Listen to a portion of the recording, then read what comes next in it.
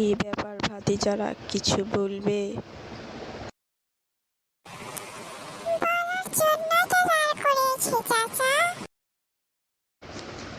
হ্যাঁ বলো, কি বলবে? তাড়াতাড়ি বলো, আমার আবার বাজারে যেতে হবে।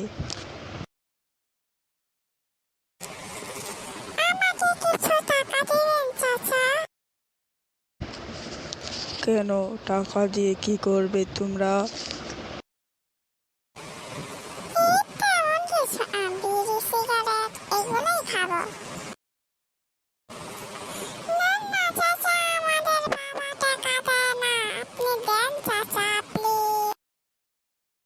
কি এগুলার জন্য টাকা নেবে তোমরা?